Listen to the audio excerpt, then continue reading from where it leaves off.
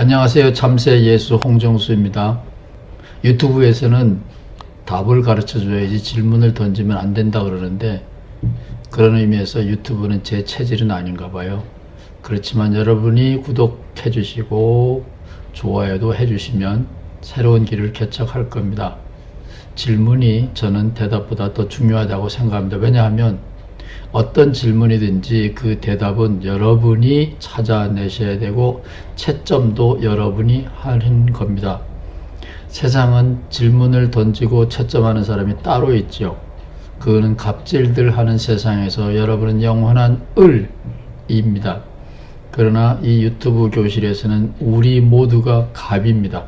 우리가 질문을 가지고 씨름을 하고 채점을 우리가 합니다. 따라서 이 유튜브 조지신학 교실은 질문이 중요합니다.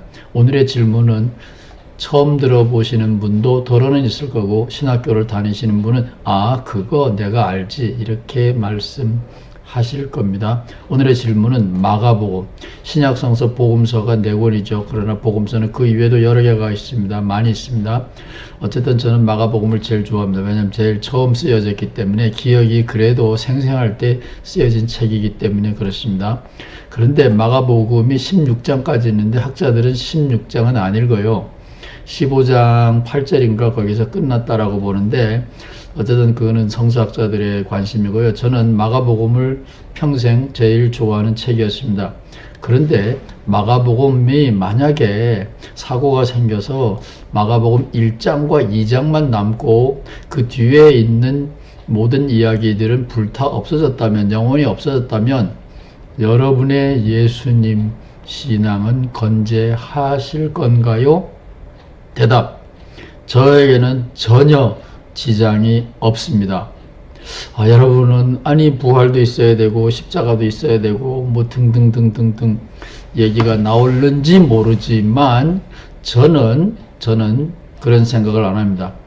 마가복음 1장, 2장, 뭐 길게 보면 3장만 있다고 해도 그 나머지 이야기는 그거의 반복에 불과하기 때문에, 저는 예수님의 이야기, 내가 예수님을 스승으로, 내가 예수님을 삶의 푯대로, 삶의 등대로 삼는 데는 마가복음 1, 2장만 있다면 충분하다고 생각을 저는 합니다. 그러나 저는 이 질문을 하는 거는 오늘 우리가 믿고 있는 예수 복음, 기독교의 복음의 그 핵심을 생각해 보려고 하는 겁니다. 질문을 이해하는데 아마 힘드셨을지도 모릅니다. 왜냐하면 이런 무례한 질문은 도전은 처음 들어보셨을 테니까요.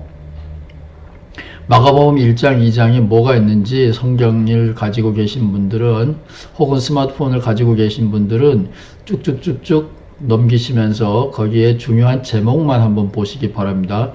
제일 처음에 이 복음서의 제목이죠. 하나님의 아들, 예수 그리스도가 하나님의 아들이고 이미 예수가 그리스도로 호칭이 되어 있습니다. 그거는 예수님을 메시아로 믿는 공동체의 작품이라는 얘기인데, 이게 주제입니다. 제목입니다. 이 마가복음의 제목입니다. 하나님의 아들 예수의 복음의 시작은 이러하다. 예수의 복음을 지금 알리려고 하는 겁니다. 요한복음에는 복음이라는 말이 안 나온다고 제가 말씀드렸죠. 이제 다른 얘기 때문에 설명은 안 합니다. 이 마가복음 1장과 2장, 저는 이 두 챕터만, 두 장만 있어도 제가 예수 믿는데 전혀 지장이 없다고 저는 확신하고 강조하는 바입니다. 신학교에서 목사 후보생들에게 이런 얘기하면 쩔쩔매고 당황해하고 아주 힘들어 하더라고요. 그러나 이 유튜브 교실에서는 각자가 을이 아닙니다. 각자가 갑이기 때문에 스스로 생각해보고 채점을 각자가 하면 됩니다. 누구한테 검사 맡을 이유가 없습니다. 예수님은 세례 요한에게 세례자 요한에게서 세례를 받지요. 요한복음에는 예수님께서 세례를 안 받으십니다. 마태마가 누가복음에는 예수님이 세례를 받으십니다. 시험을 받으셨어요. 예수님은 이게 신학교 목사가 되기 위한 준비 과정이라고 생각합니다. 저는 세례 요한을 만났고 광야에서 사탄에게 시험을 받으셨습니다. 그렇지만 사탄은 거기에서는 성령의 종입니다. 성령이 총장이고 사탄은 교수님이죠. 예수님도 목사가 되기 위하여 혹은 신학교 교수가 되기 위해서 준비를 하셨습니다. 그 다음에 예수님의 평생의 설교 주제는 하나님의 나라를 선포하는 것이었습니다. 저는 별로 안 좋아하는 단어입니다. 나라라는 단어, 킹덤이라는 단어.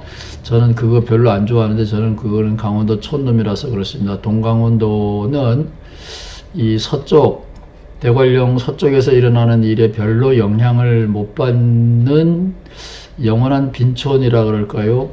그 소외된 지역이고 거기서는 나라, 그게 뭐 하는 건지 잘 몰라요. 그 하나님 동네, 하나님 마을, 그러면은 뭐 좀 쉬울 것 같은데 나라는 굉장히 먼 거리입니다. 어쨌든 예수님의 설교의 주제는 하나님 나라였습니다. 요즘은 성공이죠. 출세죠. 오복이죠. 혹은 삼박자 구원이죠. 그러나 예수님의 설교 주제는 하나님의 나라였습니다. 하나님의 나라는 로마 제국과 어쩌면 반대되는 개념이었을는지도 모릅니다. 어쨌든 나라였습니다. 그 다음에 예수님이 제일 먼저 하신 거는 설교였고 자기의 설교를 혼자 하다가 끝나는 게 아니고 후계자를 재빨리 선택을 하셨습니다. 예수님이 내 제자를 베드로, 안드레, 야고보, 요한 그 밑에 가면은 친일파 레위를 부릅니다. 마가복음 1장 2장에 이미 아주 용납할 수 없는 외부 세력이 하나 들어옵니다. 제자로서 요즘으로 말하면 친일파라고 생각하시면 됩니다. 예수님은 우리가 생각하는 것처럼 애국운동이 아니었습니다. 그래서 친일파의 레위를 부르고 파티를 열면서 대팡 싸움이 벌어져 가지고 예수님의 정체가 다 들통이 납니다. 그래서 예수님은 5명의 제자를 부르십니다. 설교를 하셨고 그 설교를 계승해 나갈 5명의 제자를 부르는데 그 중에 한 사람이 요즘으로 말하면 한국으로 말하면 완전히 친일 자생 외구라 그러나요? 친일파입니다. 근데 이거는 자생 외구가 아니고 진짜 친일파 레위를 예수님은 불렀습니다. 그러니까 이 공동체가 처음부터 좀 불편했을 거라고 저는 생각이 됩니다. 말로 설교를 하고 제자를 부르시고 그 다음에 예수님이 세 번째 많이 한 일은 귀신 들린 사람, 저는 이 대목이 참 좋습니다. 요즘 사람들이 귀신이 들려있죠. 귀신 들린 사람을 고쳤습니다. 많은 사람들을 고쳤습니다. 불치병이거나 안식일에 병을 고치거나 뭐 어쨌든 그 당시에 종교적인 법으로 보면 사람 취급을 하면 안 되는 사람들을 예수님은 사람 취급하셨고 그들을 사람 역할을 하도록 기회를 줬습니다. 그리고 한 지역에서만 한 것이 아니라 편협한 것이 아니라 뭐 비즈니스를 하려고 하는 것이 아니라 예수님은 요즘으로 말하면 운동권이었습니다. 그래서 그 운동을 여기저기에서도 벌이기 위하여 붙박이로 사업장을 차려놓은 것이 아니라 전도 여행을 떠나셨습니다. 자, 요게 예수님의 핵심이라고 생각하시면 됩니다. 자기가 좋아하는 것을 혼자서 즐긴다. 그건 예수님이 아닙니다. 자기가 좋아하는 거 있으면 그것을 사람들에게 나누기 위해서 이 마을 저 마을 전도 여행을 다니셨습니다. 이게 예수님의 전부입니다. 중풍병자 역시 이 하나님의 천벌을 받았는데 예수님이 고쳐줬는데 중풍병자를 고칠 때는 병을 고쳐주는 게 아니라 네 죄를 용서한다. 이거 하나님만 할 수 있는 대권에 도전합니다. 예수님은 뭐 국가보안법 그런 거 없어요. 그냥 인간을 살리기 위해서 뭐이든지 하십니다. 여기 예수님이 다 나와 있어요. 무슨 마가복음 3장 이후 없어도 전혀 문제 없습니다.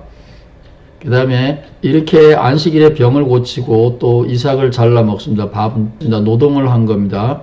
그러면서 예수님이 인자라 그러는데 여기서 인자는 사람의 아들이기 때문에 새로운 시대를 살아갈 사람을 말합니다. 미래지향적인 인물, 새 역사의 주인공인 사람을 인자라 그럽니다. 성경은 그런 사람이 이 법, 하나님의 법입니다. 이거는 대한민국 법이 아니고 하나님이 만든 그 법의 핵심이 사람이고 사람이 주인이라 해야 된다. 하나님을 섬기는 것이 아니라 하나님의 법도 사람을 섬기는 법이다. 이것이 마가복음 1장 2장에 있는 이야기입니다. 이 이외에 더 필요한 거 있으세요? 여기에 여러분을 구원하는데 뭐 모자라는 게 있나요? 저는 없어요. 다 있습니다. 충분합니다. 저는 그래서 예수쟁입니다. 오늘의 질문을 다른 말로 하면 나는 어떤 타입의 크리스찬인가? 그런 겁니다. 기독교는 처음부터 예수의 제자들은 처음부터 아웅다웅 싸우고 가끔씩은 협력하기도 하고 주로 아웅다웅 싸우는 집안이었습니다. 뭐 여러분 형제들이 아웅다웅 싸운다. 그래도 크리스찬이 될 수 있습니다. 걱정하지 마세요. 예컨대 고린도전서 1장 12절에 보면 이런 아주 유명한 말이 있습니다. 바울이 한 말인데 바울이 했으니까 자기가 제일 먼저 왔어요. 나는 바울파다. 바울의 후계자 목사입니다. 나는 아볼로파다. 아볼로가 말을 잘하고 잘생겼다 그럽니다. 나는 아볼로파다. 그 다음에 나는 게바파다. 이게 베드로파입니다. 나는 원조다. 이런 겁니다. 야, 나는 원조 중에 원조의 진짜 원조의 참기름 순참기름이야. 나는 그리스도파다. 이런 겁니다. 그리스도를 주장하는 이게 예수님이 하나님의 아들로서 우리의 메시아다. 그러는 게 그리스도파입니다. 이렇게 네 개의 계파가 싸웠는데 저는 이 중에 어느 파도 아닙니다. 저는 마가복음 14장 70절에 보면 예수님의 제자들에게 붙은 별명 중에서 예수님이 아직 십자가와 부활 이야기, 부활 사건을 겪기 전에 사람이었을 때 예수님과 그 제자들에게 붙인 이름, 제가 제일 좋아하는 이름입니다. 마가복음 14장 70절에 나와 있습니다. 베드로 보고 너는 갈릴리 사람이다. 갈릴리파다. 갈릴리안이다. 그러는데 갈릴리안 그러는데 베드로가 맹세코 저주코 나는 그런 사람 모른다라고 아주 비겁하죠. 성경이 그렇게 그리고 있다 이겁니다. 베드로가 실제로 그런지 우리는 모릅니다. 어쨌든 저는 만약에 누구 파다, 저는 그리스도파 아니에요.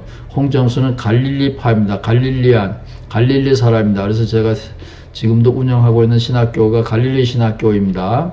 그래서 갈릴리 사람이 되는 것이 저의 꿈이고, 이 갈릴리 사람들 처음 공동체 예수님의 처음 제자들, 그것을 학자들은 Q, 시작이라는 말입니다. 우물, Q 공동체라 그러는데 그건 몰라도 돼요. 예수님의 처음 제자들은 교회가 아니고 그냥 처음 공동체라 그럽니다. 이걸 예수 운동이라 그러는데 그 전문적인 용어는 필요 없어요. 어쨌든 예수의 제자들 처음 공동체, 이 처음 공동체는 오늘날 우리가 생각하는 기독교와는 전혀 달랐다. 요거를 기억하시기 바랍니다. 홍정수가 새 기독교를 하려고 그러는 것도 딴 기독교를 하려고 하는 것이 아니라 예수님의 제자들의 처음 공동체의 시각, 메시지, 강조점을 회복하려고 하는 겁니다.